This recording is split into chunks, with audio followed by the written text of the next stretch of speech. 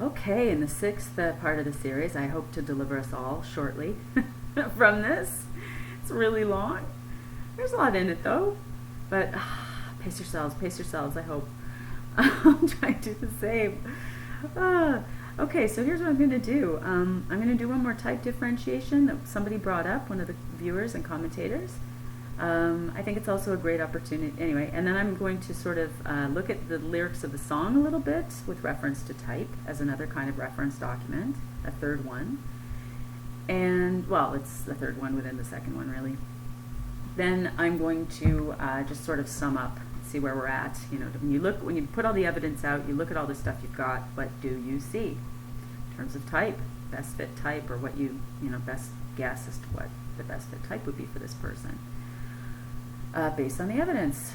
Well, first I'm going to start with this. So I haven't had, since I posted my first claim that, in public, that I think that INFP is the type that Aurora would identify with the most of the 16, there hasn't been much comment about contesting that.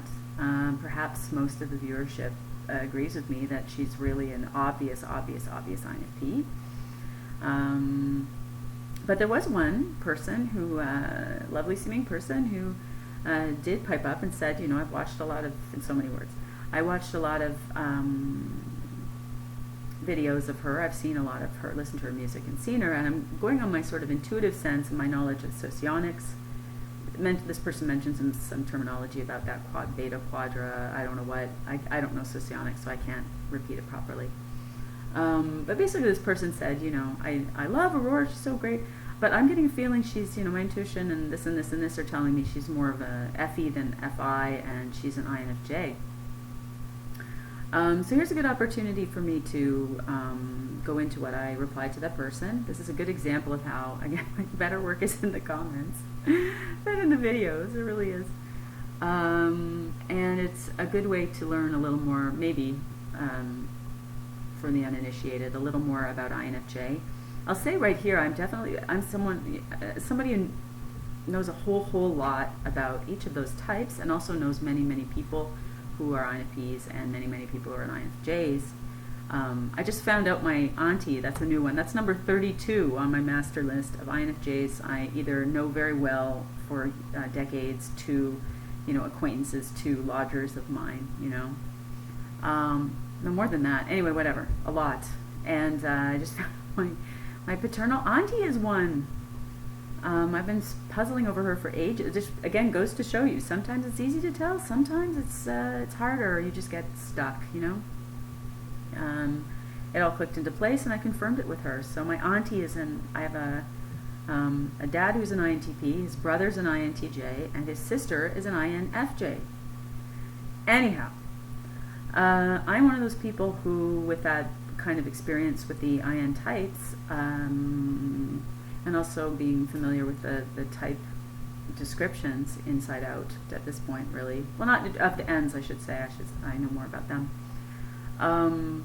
That I'm one of those people. I honestly can't. I know it happens, and I have some idea. I understand why in the abstract, but I personally can't relate to anyone ever mistaking for any length of time an INFP for an INFJ, or vice versa. I mean, they're just so different. They're so different.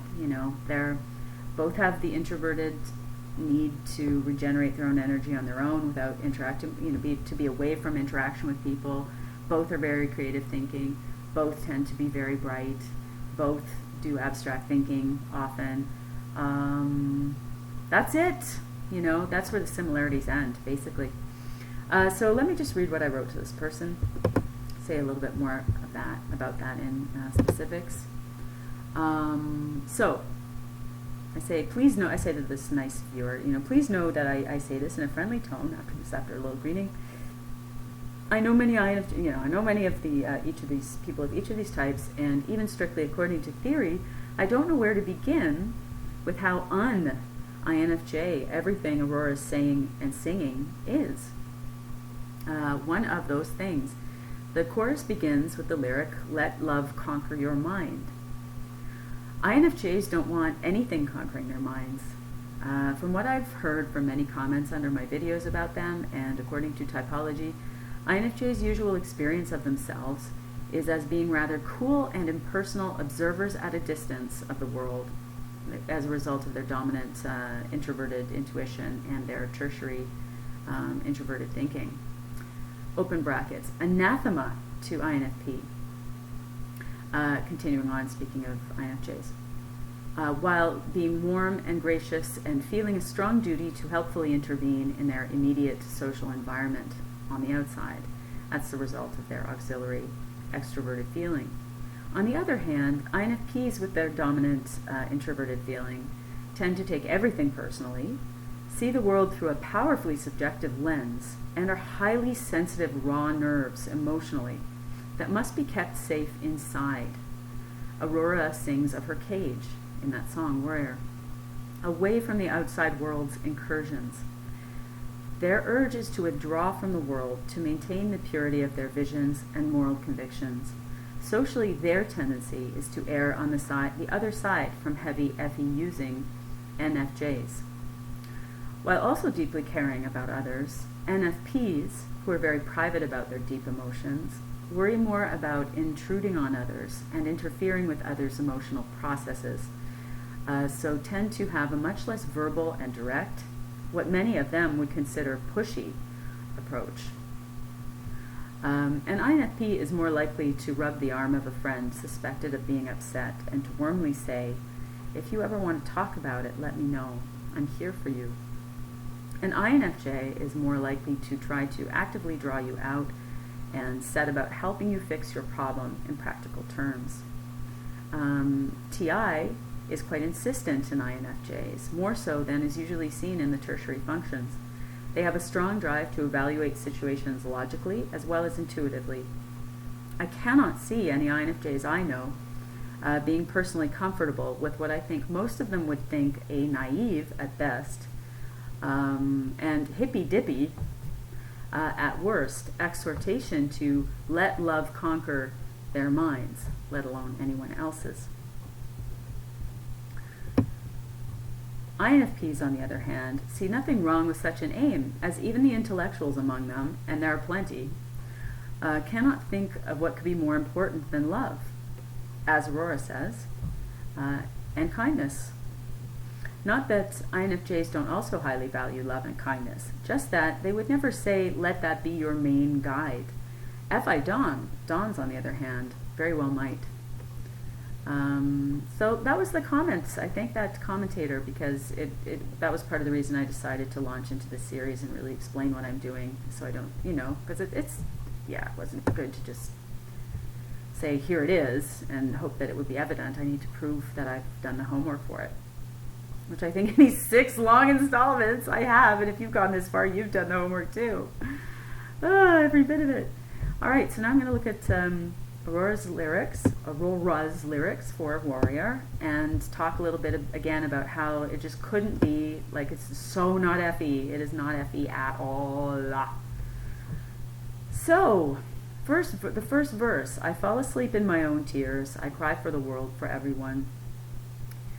Okay, arguably any of the NFs might say that, and the Fs might say that, so the ISFPs might say that, very, although this sort of I cry for the world for everyone, that certainly implies a pretty big picture view, but I built a boat to float in. I'm floating away. I can't recall, and then the chorus goes, I can't recall the last time I opened my eyes to see the world as beautiful. So we're talking about that disillusionment again. We're talking about that, this float, building a boat to float away, building a cage to hide in. That's another lyric. I'm hiding. I'm trying to battle the night. So what we see here is this kind of, and it's just so plain, it's so stark. It's just laid out, so INFP. So this sort of needing to take oneself away from the world to, where's the other lyric about this? I stand behind the wall of people and thoughts, mind controlling, and I hold a sword to guide me. I'm fighting my way. So there's just this sense, right, of this it couldn't be plainer, of this, again, this kind of separation that heavy FI using people feel. It's very distinctly introverted feeling, not at all extroverted feeling. This sense of individualism and this involuntary and not pleasant either necessarily, but just an inborn sense of being separate from the world. And you see this person who is feeling things very deeply, is feeling for the pain and suffering of people in the world, and who is feeling the need to isolate herself, to be in a protective kind of cage, to recuse herself from the world.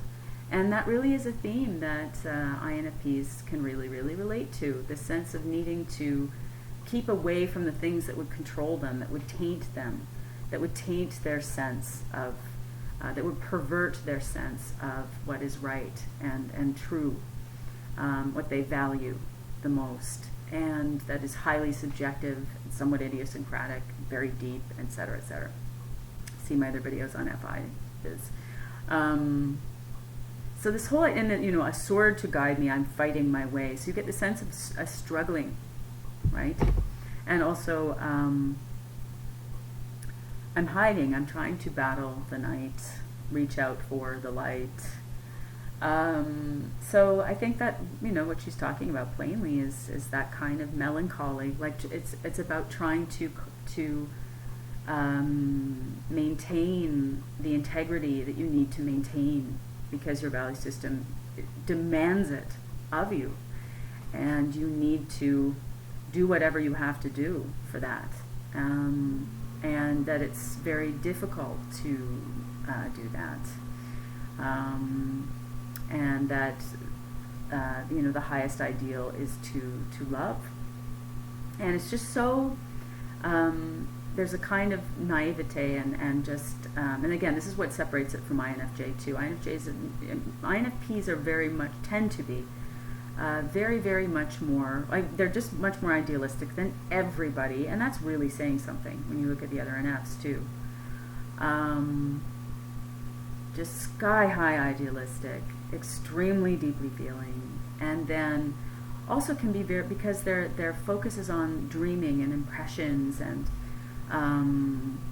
envisioning this better world that we should be trying to head towards, a much more humane world, a world full of much more kindness and love.